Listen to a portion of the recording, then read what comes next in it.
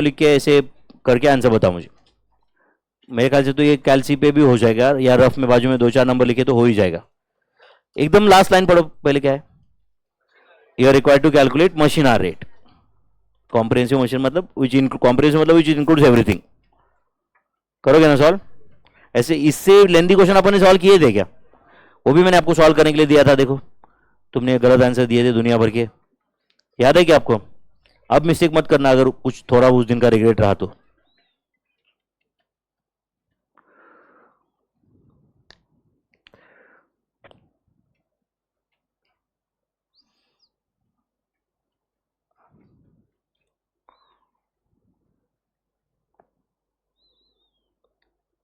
Page 1093, question 5B, overheads का question है।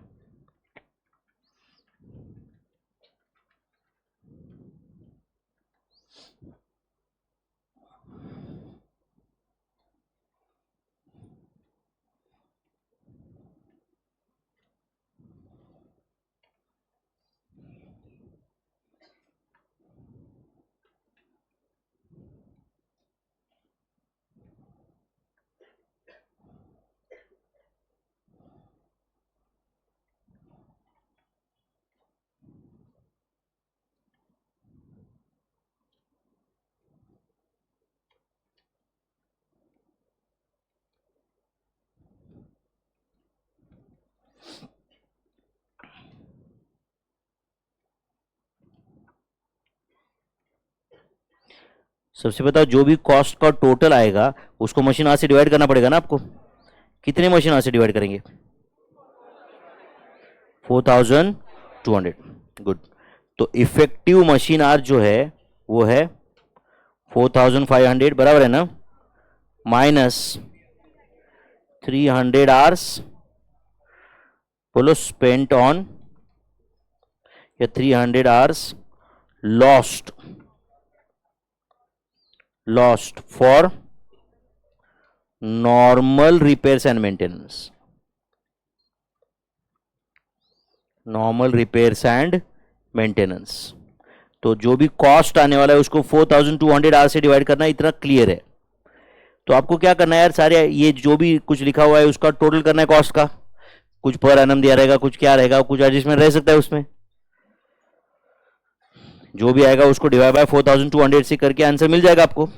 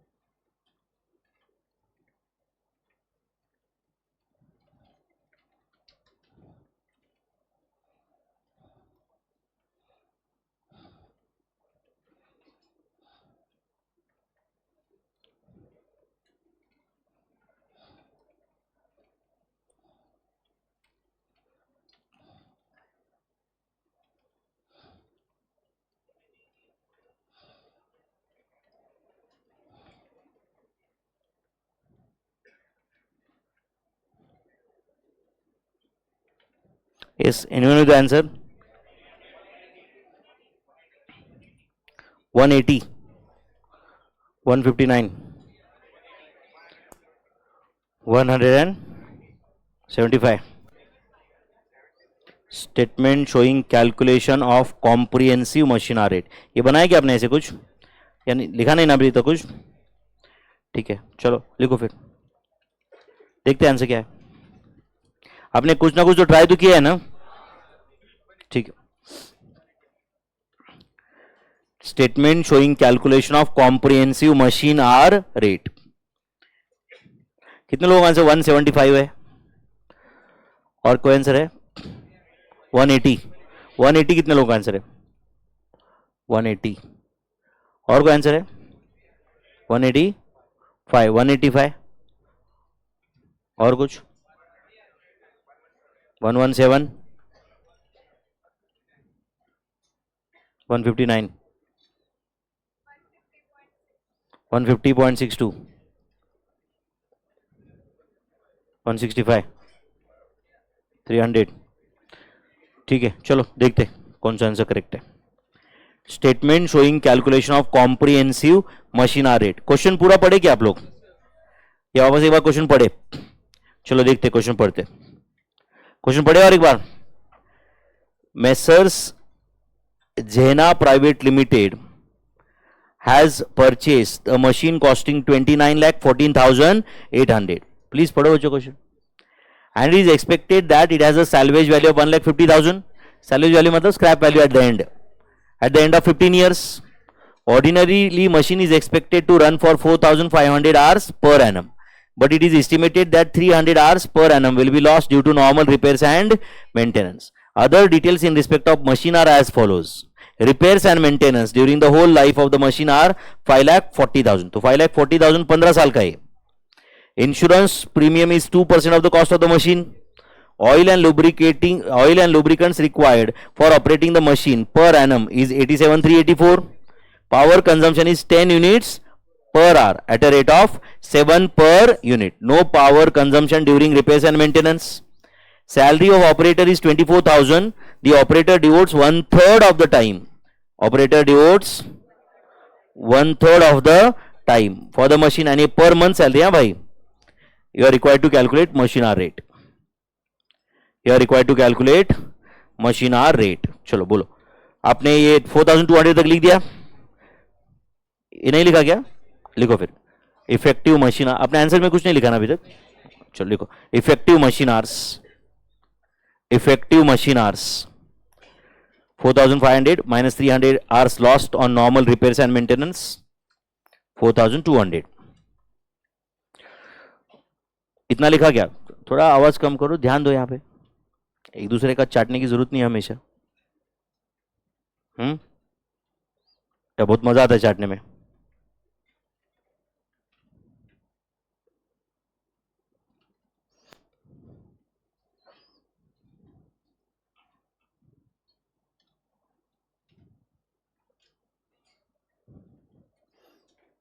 Question अपने सामने, टीचर अपने सामने एक्सप्लेन कर रहा है, बाजू में चाटने की जरूरत ही नहीं ना यार, बहुत सिंपल है।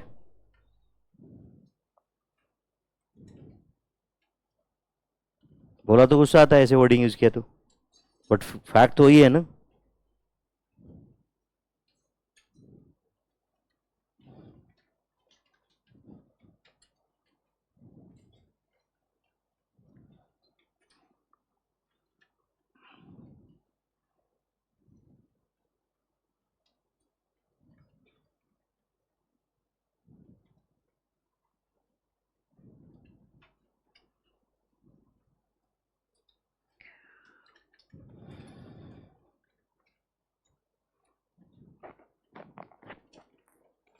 चलो कर दे कंप्लीट।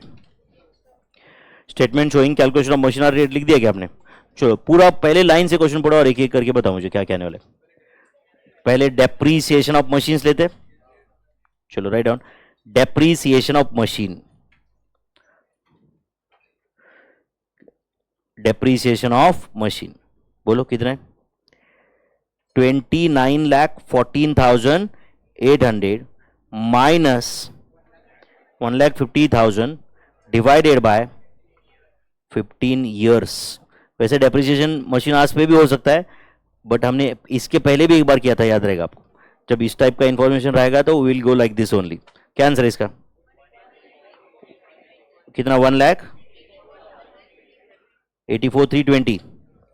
ये होगा डेप्रीसिएशन ऑफ मशीन। हाँ चलो उसके बाद पढ़ो, एक एक लाइन पढ़ते रहो बस। ऑर्डिनरी मशीन एक्सपेक्टेड वो हो गया। रिपेयर्स एंड मेंटेनेंस लिखिए क्या? Repairs and maintenance, repairs and maintenance per annum. अच्छा डेप्रीसिएशन ऑफ मशीन वो भी आप पर एनम ऐसे लिख देना ऊपर, बराबर है ना?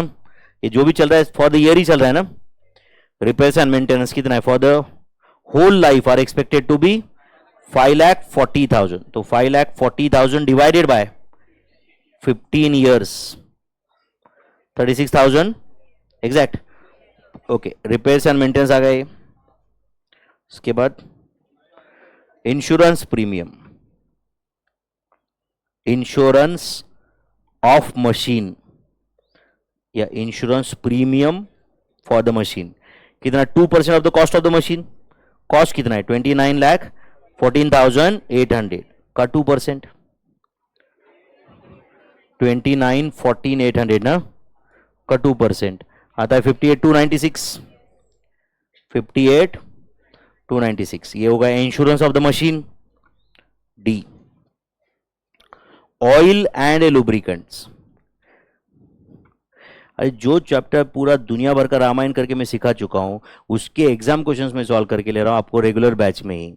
इससे अच्छा मैं बाकी कुछ भी आपको करके खुश कर सकता था, बट 1000 बार बोला मैं आपको, राइट. अपना जो अपन 90% 95% बैच का टाइम प्रोडक्टिव रखने की कोशिश करना चाहिए. 100% तो पॉसिबल नहीं है, बट कर सकते हैं कि नहीं उतना. एंड जो एंजॉय करने का बाद में करने का ना यार, खुद के पैसे से करने का, और जो भी कुछ है, और वो भी बिना रिग्रेट के, है कि नहीं. ऑयल एंड लुब्रिकेंट कितना है?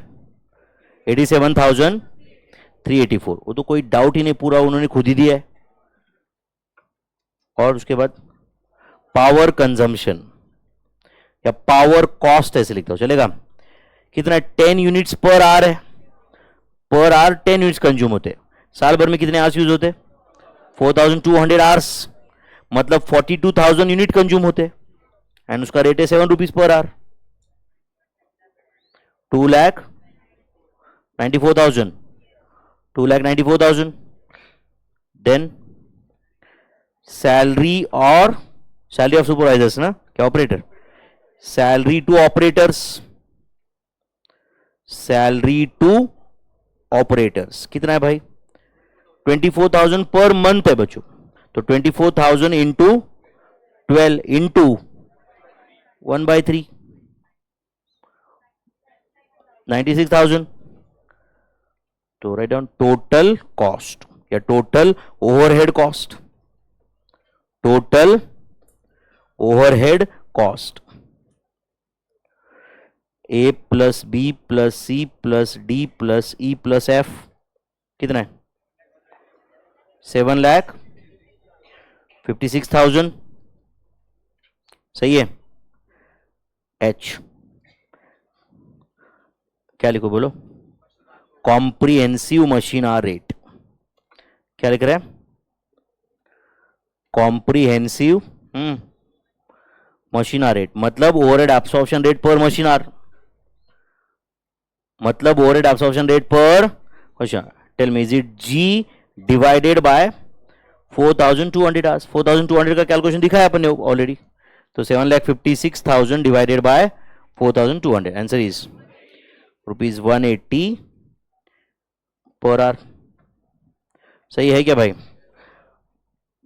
एंड जो लोगों ने मिस्टेक किया उनको समझा ही रहेगा कि आप कितने क्या जो लोग कैलकुलेशन में कुछ तो था क्या इसमें यार.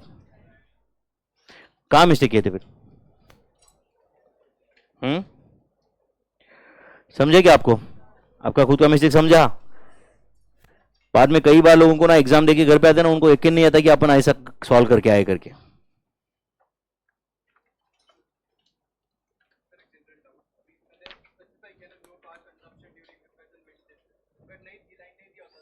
अज्यूम करना पड़ता. अज्यूम तो कुछ भी कर सकते. इसका डाउट समझा क्या? वो बोल रहा है कि no power consumption during repairs. अगर उन्होंने नहीं दिया होता तो आपको अज्यूम करना पड़ता. अज्यूमशन कुछ भी हो सकता है, पर जनरली रिपेयर्स में पावर कंजम्पशन नहीं होगा, ये अज्यूम करेंगे. क्योंकि पूरा तो नहीं हो सकता इतना पक्का. तो हो सकता है कि 50% है, 25% है, बट 50% 25% तभी ले सकते जब उन्होंने कुछ दिया है. करेक्ट है. तो बेटर क्या है assumption? No power consumption during repairs. या कभी कभी ऐसा भी नो, हम मेरे ख्याल से हमने जो क्वेश्चन सॉल्व किया था उसमें भी था, वो उसमें सेटअप टाइम में था, जहां तक मुझे याद आ रहा है. कुछ उसमें सेटअप टाइम था, मशीन का सेटअप टाइम था. एंड वहां पे भी ऐसे लिखा था कि सेटअप टाइम में पावर कंज्यूम नहीं होता. सेटअप टाइम में पावर कंज्यूम नहीं होता है. बट हर बार कोई जरूरी नहीं है। अब जैसे कि मैं यहां पे क्लासरूम में आके सेटअप चालू करता हूं मैं, तब पावर तो कंज्यूम हो रहा है ना, सब कुछ चल रहा है, सिर्फ क्लास नहीं चल रहा है।